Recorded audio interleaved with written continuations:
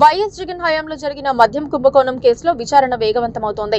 కొత్తగా 3 నిందితుల పేర్లను ఎఫ్ఐఆర్లో చేర్చడం ద్వారా దర్యాప్తు అధికారులు పూర్తి సాక్ష్యాలు సేకరించే పనిలో ఉన్నారు. నాటి సీఎం కార్యదర్శి, మాజీ ఐఏఎస్ అధికారి కె ధనుంజయ రెడ్డి, అప్పటి జగన్ ఓఎస్డీ కృష్ణమోహన్ రెడ్డితో పాటు భారతీ సిమెంట్స్ డైరెక్టర్ గా ఉన్న బాలాజీ గోవిందప్ప పేర్లను ఎఫ్ఐఆర్లో చేర్చుతూ ఏసీబీ కోర్టులో మెమో దాఖలు చేశారు. ముందస్తు బెయిల్ కోసం వారు సుప్రీంకోర్టును ఆశ్రయించినా ఊరట దక్కని సంగతి తెలిసిందే. దాన్ని అవకాశంగా తీసుకుని వారి పేర్లను నిందితుల జాబితాలో చేర్చినట్లు తెలుస్తోంది.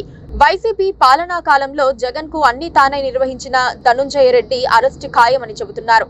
అన్ని కుంభకోణాలకు ఆయనే కేర్ ఆఫ్ అడ్రస్ అవుతారని కూటమి ప్రభుత్వం అనుమానిస్తోంది. అప్పట్లో సీఎంఓలో ఏ పని జరగాలన్నా ధనుంజయ రెడ్డి ద్వారానే సాధ్యమని, ఆయన ద్వారానే జరగాలని చెప్పుకునేవారు. జగన్ ఎవరు కలవాలనుకున్నా ధనుంజయకు రీడైరెక్ట్ చేసేవారట.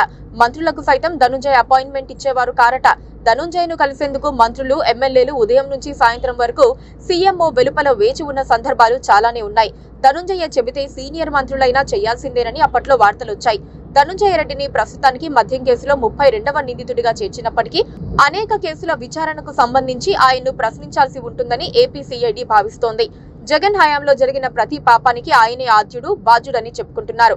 శివుడి ఆజ్ఞ లేనిదే చీమైనా కుట్టదన్నట్లుగా ధనుంజయకు తెలియకుండా ఏ ఒక్క ఆర్థిక కార్యకలాపము జరిగేది కాదు. వందలాది కుంభకోణాల్లో జగన్ రెడ్డిని ఫిక్స్ చేయాలంటే ధనుంజయను ముందు బుక్ చేయాల్సి ఉంటుందని ఒక అంచనాకు వచ్చారు. అందుకే ఆ దిశగా పావులు కదులుతున్నాయి. జగన్ ఓటమి ఖాయమని ధనుంజయ ముందే అంచనా వేసుకున్నారు. ఎక్కువ కాలం ఉంటే తను పూర్తిగా ఇరుక్కుపోతానని అర్థం చేసుకున్నారు. అందుకే వైసీపీ ప్రభుత్వ ఆఖరి రోజుల్లో ఆయన చాలా తెలివిగా వ్యవహరించారు. జగన్ రెడ్డి ఆయనకు పదవీ కాలం పొడిగింపు ఇస్తానని ఆఫర్ చేసినా సరే ఆయన అందుకు ఇష్టపడలేదు. సర్వీసు పూర్తి కాగానే గుట్టుచప్పుడు కాకుండా వెళ్లిపోయి రిటైర్మెంట్ జీవితం గడుపుతున్నారు. ఎన్నికల్లో వైసీపీ ఓడిపోయిన తర్వాత ధనుంజయ ఎక్కడా కనిపించలేదు. అయినా గతంలో చేసిన పాపం ఆయన్ను వెంటాడుతోంది. ప్రస్తుతానికి లిక్కర్ స్కామ్ లో నిందితుడిగా చేర్చారు. త్వరలో మరికొన్ని బయటకు తీస్తారని తెలుస్తోంది. Please subscribe to KTV Telugu. KTV Telugu. KTV Telugu. KTV Telugu channel.